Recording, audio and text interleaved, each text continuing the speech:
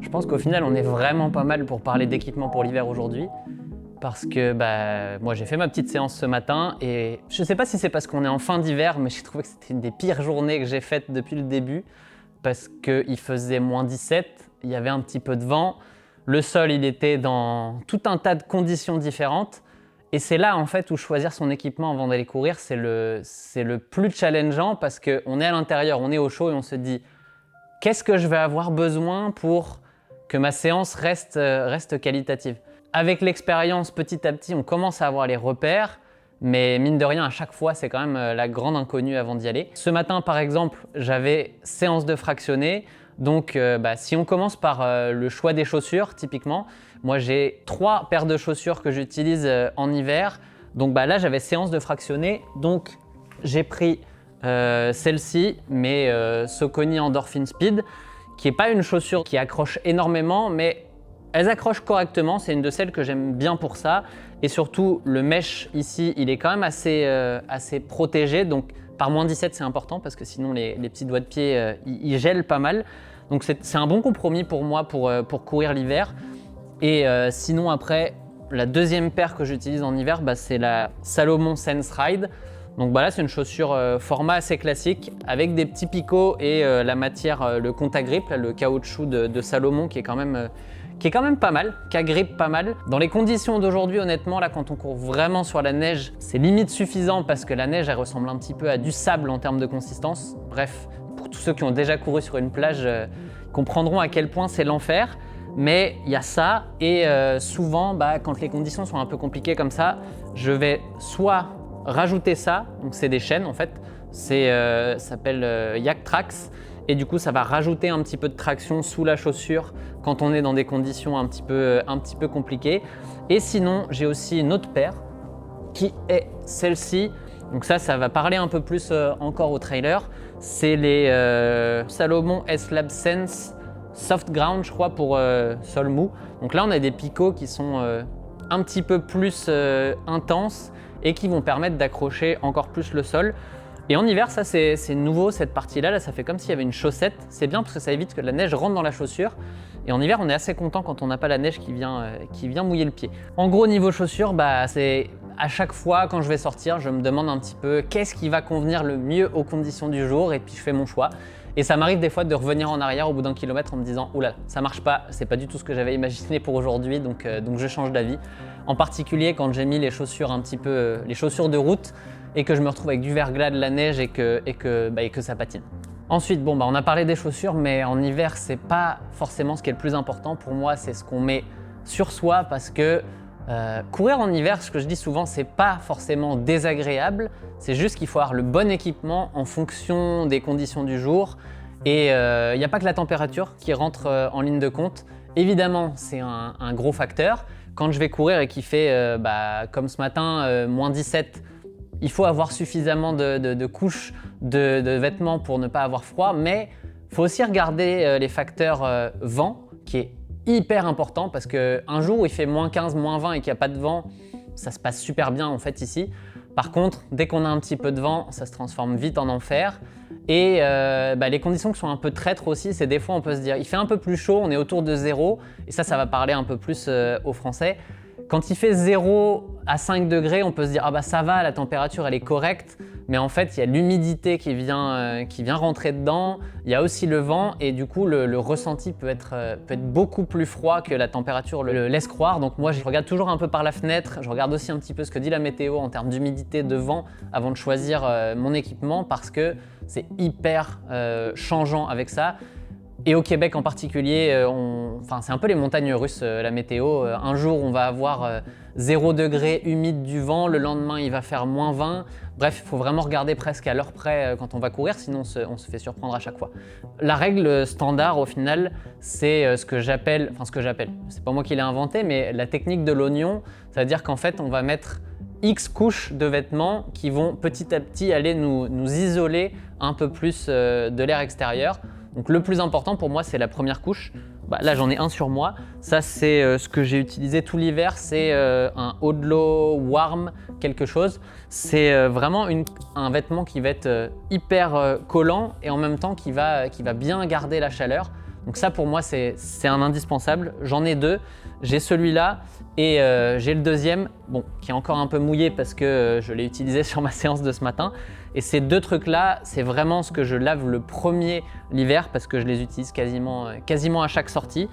Ensuite, après, on va mettre une deuxième couche. Souvent, moi, ce que je fais, c'est que je mets juste un t-shirt à manches longues assez classique. Là, ça n'a pas une grande importance, la deuxième couche, parce que ça sert principalement à isoler, en fait, à mettre un vêtement en plus qui va mettre de l'air entre les deux couches de vêtements. Et l'air est le meilleur isolant qu'on peut avoir. Donc là, on a deux couches. Et après, en fonction du froid, on va rajouter une troisième, une quatrième couche et des choses qui vont être plus ou moins épaisses. Moi, j'en ai plusieurs. Là, j'ai celui que vous avez souvent vu dans les vidéos récemment, mon Nike Thermal, je crois. Donc ça, c'est pareil, c'est un truc qui a un petit peu du polaire à l'intérieur. Donc ça garde quand même bien la chaleur. Et idem, j'en ai un deuxième. Du coup, vu que j'aimais bien, j'en ai commandé un deuxième qui a un tour de cou intégré. Et c'est pareil, ça garde la chaleur. C'est une matière qui est assez bonne pour ça. Et après, quand il fait vraiment froid, eh bien, il y a la méthode classique qui est la veste coupe-vent. Ça, c'est une Salomon qui est aussi imperméable comme ça. S'il neige ou qu'il pleut, je suis toute saison avec ça. Mais grosso modo, moi, la veste, je la mets sur on va dire quasiment tous les footings en hiver parce qu'il fait froid. Et ça va vraiment être quelque chose qui va permettre de finir l'isolation qu'on va avoir avec l'extérieur. Et ça, pour moi, c'est vraiment quelque chose d'indispensable en hiver. J'ai parlé du haut, pas beaucoup du bas parce que personnellement, au final, quand il s'agit du bas, c'est pas aux jambes que j'ai froid. Je dis pas que je pourrais courir en short l'hiver, faut pas abuser non plus, mais la majeure partie du temps, je vais simplement utiliser un collant classique. Donc ça, c'est un collant que j'utilise depuis 1 an, que j'ai utilisé aussi au printemps, donc il n'est pas hyper chaud. J'en ai un deuxième qui est un peu windstopper, comme on dit. Donc là, on l'entend. C'est une petite matière un peu qui va faire que le vent ne va pas aller nous glacer les cuisses, ce qui peut être pas mal en hiver. Attention pour celui-là, du coup, c'est un ASICS et je me suis fait un peu avoir ASICS avec mes grandes jambes. Au final, je commande du S dans à peu près toutes les marques et celui-là, il m'arrive quasiment aux chevilles. Donc, c'est la seule marque ASICS où j'aurais bien aimé commander une taille au-dessus. Bref, comme je le disais, le bas pour moi, c'est pas hyper important. Après, je sais que pour certaines, c'est pas le cas. Donc, il y a des astuces quand même. Par exemple, moi j'ai un petit caleçon en laine mérino qui est pas mal quand il fait vraiment froid. Et ça m'arrive aussi de mettre un cuissard sous mon collant pour garder là aussi les cuisses au chaud. Mais si vous voulez retenir quelque chose, c'est le haut est vraiment la priorité. Et en termes de règles, ma règle qui peut s'adapter en fonction de votre tolérance au froid, c'est au-dessus de 5 degrés, je mets une seule couche. Je vais aller courir juste avec ça. Entre -5 et 5, je vais simplement rajouter une deuxième couche. Après, entre -5 et -15, je rajoute une troisième couche.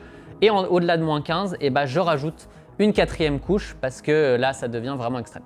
On va quand même parler de la partie la plus importante. Pour moi en tout cas, je ne sais pas pour vous, mais moi en hiver, les deux parties les plus importantes, c'est les mains et la tête. La tête, c'est pas parce qu'on le ressent, mais c'est parce que 30% de notre chaleur en général peut partir par la tête. Donc, si on veut garder notre chaleur, il faut avoir vraiment quelque chose sur la tête. Bon, moi, j'ai un bonnet microfibre assez classique avec le petit drapeau canadien. Mais en général, je vais lui rajouter par-dessus un bandeau qui, au niveau du front, va garder encore un peu plus la chaleur. Donc ça, c'est des trucs assez classiques que j'ai depuis des lustres. Donc n'importe quel bonnet de running fonctionne bien. Mais le plus important, en fait, c'est au niveau des mains. Moi, dès que j'ai froid aux mains, ça devient horrible de courir au final. Donc l'hiver, en général, j'utilise 2 paires de gants différentes. Une assez classique, ils sont quand même doublés polaires. C'est des North Face E-Tip. Ils sont pas mal aussi parce que ça permet d'utiliser le téléphone. Donc ça, c'est assez cool. Et la deuxième paire de gants, là c'est celle que j'utilise beaucoup en ce moment parce qu'il fait vraiment froid, c'est des thermiques. Donc en fait, comment on peut le voir, c'est qu'il y a un gant, je vais les mettre, ça sera plus simple. On a un gant qui ressemble à celui des North Face et on a une mitaine intégré, donc qui est coupe-vent en fait. Donc ça, avec ça, on va vraiment empêcher le vent d'être directement sur le gant, et en plus ça va créer là aussi une isolation entre ici, donc il va y avoir de l'air un peu plus chaud qui va circuler dedans, ce qui fait qu'on a moins froid, on va dire, pendant l'hiver, et en plus il fait vraiment très très froid. C'est ce que j'ai fait dans ma sortie longue il y a quelques semaines où il faisait -20 et j'avais 2 heures à faire, et bah il y a de la place là-dedans pour mettre une petite chaufferette, donc les petits sachets qu'on utilise en randonnée en général et qui vont permettre d'avoir de la chaleur pendant 3, 4, 5 heures. Bref, pour une sortie longue, quand il fait vraiment très froid, ça marche vraiment bien. Et évidemment, on n'oublie pas aussi au niveau du cou, selon ce qu'on a là comme veste, moi j'aime bien mettre un petit tour de cou. Donc ça c'est le petit tour de cou Campus, du coup qui va permettre d'être comme ça. Bon, je ne sais pas si ça ressemble vraiment à ce que ça serait dans la vraie vie, mais grosso modo on va être vraiment protégé ici, empêcher que l'air rentre dans la tenue, et ça permet aussi de garder la chaleur. Bon, je pense que j'ai pas mal fini avec ça là. Donc, ah, oui, les chaussettes. En plus, elles sont juste devant moi. Donc ça, c'est pareil. On n'en trouve pas beaucoup, mais j'utilise des chaussettes qui ont de la laine mérino à l'intérieur. Donc ça, laine mérino, ça parlera à tous les randonneurs qui cherchent à avoir chaud aux pieds. Justement, c'est des chaussettes qui ressemblent à des chaussettes de running. Elles sont un peu plus hautes aussi, donc elles vont garder la chaleur jusqu'à la cheville. Et c'est pas mal, parce que franchement, quand on a froid aux doigts de pied, c'est un petit peu comme les mains, ça devient vraiment désagréable de courir. Ok, du coup, pour finir, j'aimerais donner une petite règle que j'utilise personnellement, qui est de ne pas trop se couvrir, parce que si on n'est pas assez couvert, on a froid. Si on est trop couvert, on va avoir chaud, c'est pas plus agréable. Donc en général, ma règle, c'est que quand je sors, si dans les 5 premières minutes de ma sortie, j'ai un peu frais, tant mieux, parce que ça veut dire qu'après, je vais être confortable tout le reste du temps. Donc si on sort et qu'on sent tout de suite qu'on a chaud au bout d'une minute, là, il faut revenir en arrière et retirer une couche, parce que sinon, ça va vraiment pas être agréable. Voilà, on a tout sur ce que je pouvais vous dire sur l'équipement pour courir dans le froid.